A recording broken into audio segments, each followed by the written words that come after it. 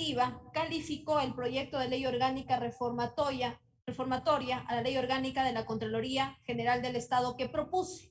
con memorándum número ANGBLY 2021-033M del 30 de agosto de 2021. Asimismo, comparecí ante la Comisión de Justicia el 29 de septiembre de 2021 en la sesión número 49 para fundamentar las reformas de este proyecto de ley que propusimos. Estas reformas persiguen el objetivo de darle al país un instrumento legal que impida que se sigan cometiendo actos de corrupción desde el organismo de control y la administración pública, que para que se practique más la transparencia en el uso de los recursos públicos. En cuanto a las reformas que se propusieron, de manera particular sobre la reelección del Contralor, si bien el artículo 70 de la Ley Orgánica del Consejo de Participación Ciudadana y Control Social prevé como excepción que no podrán participar en dichos procedimientos si ya hubiesen ocupado el mismo cargo por 2 periodos. Es indispensable para evitar que las autoridades se perennicen en el cargo y para posibilitar la renovación democrática. Es muy importante que se limite el ejercicio de sus funciones por 5 años y por una sola vez, tal como consta en el proyecto de reforma que he propuesto. Si bien el informe para primer debate incluye en su articulado requisitos para ejercer el cargo de Contralor General del Estado que propuse en mi proyecto de ley, tales como tener título de Derecho, contabilidad y auditoría, entre otros aspectos, certificado del Consejo Nacional Electoral de no constar en sus registros de haber sido afiliado a algún partido o movimiento político en los últimos 8 años y también de no haber desempeñado una dignidad de elección popular en los últimos 7 años. También certificado de la Contraloría General del Estado de no tener glosas confirmadas pendientes. Presentar una declaración juramentada, notariada, que señale que la compañía, empresa o persona jurídica privada en la cual haya sido accionista o haya desempeñado un cargo directivo o haya mantenido relación de dependencia en los últimos 7 años, no mantiene ninguna responsabilidad administrativa o responsabilidad civil culposa o presunciones de responsabilidad penal establecidas en el organismo de control. De la misma manera, presentar el certificado personal de responsabilidades de la Contraloría General del Estado de no tener responsabilidades administrativas o responsabilidad civil culposa o presunciones de responsabilidad penal. El informe de primer debate no ha contemplado otros requisitos que se propuso en estas reformas. Por ejemplo,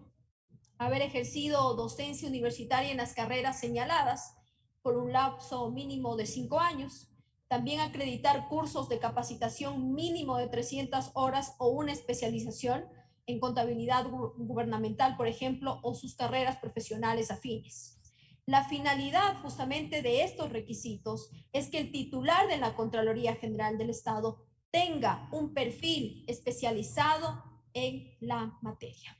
Asimismo, he propuesto de manera técnica y de manera fundamentada un registro cruzado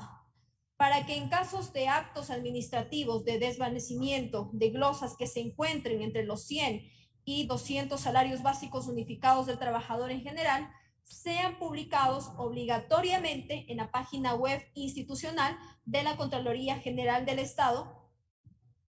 y también de que se comunique a la Procuraduría General del Estado y en el caso de que el desvanecimiento de glosas supere los 200 salarios básicos unificados del trabajador en general,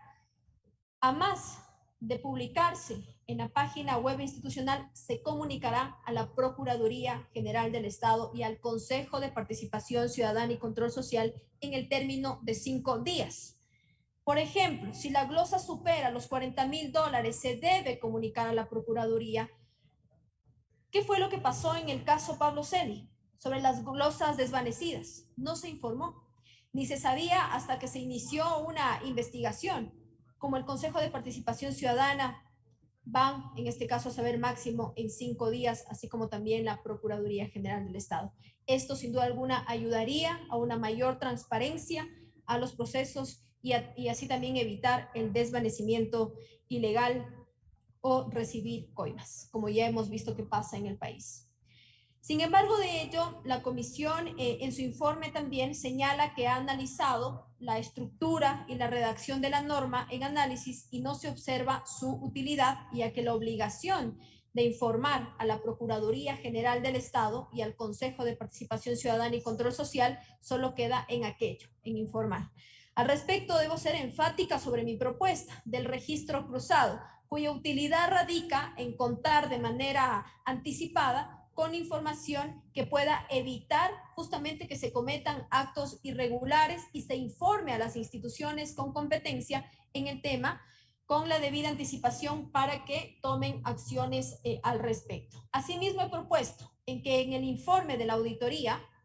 deberá constar el detalle de todos los servidores públicos del nivel jerárquico superior, directivo y autoridades que intervengan desde la orden de trabajo hasta la conclusión del mismo, así como también la predeterminación de responsabilidades y su resolución final, inclusive en el recurso de revisión.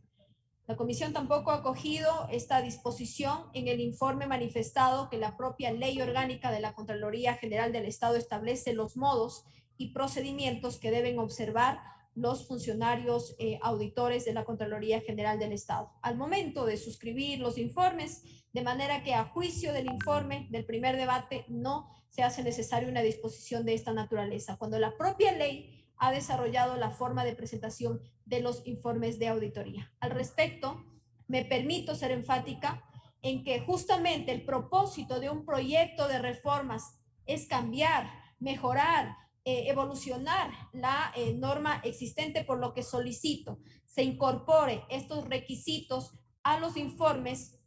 de auditoría, ya que por principio de transparencia se debe conocer los nombres de los funcionarios públicos que han intervenido en el mismo. Por otro lado,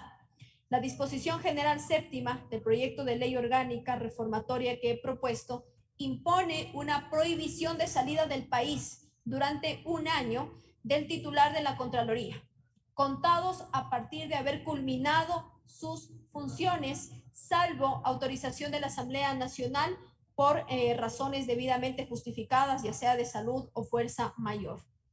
La prohibición de desde luego, se refiere al Contralor General del Estado y no contraviene, como indica el informe de la Comisión, justamente el derecho constitucional a entrar y salir libremente del país, pues este derecho no es absoluto y se regula de acuerdo a la ley. En virtud de esta exposición y fundamentación que he realizado, solicito a la Comisión de Justicia y Estructura del Estado incorporar al articulado del informe los aspectos que esta mañana he señalado, mismos que también haré llegar por escrito. Hasta aquí mi intervención, señora presidenta. Gracias.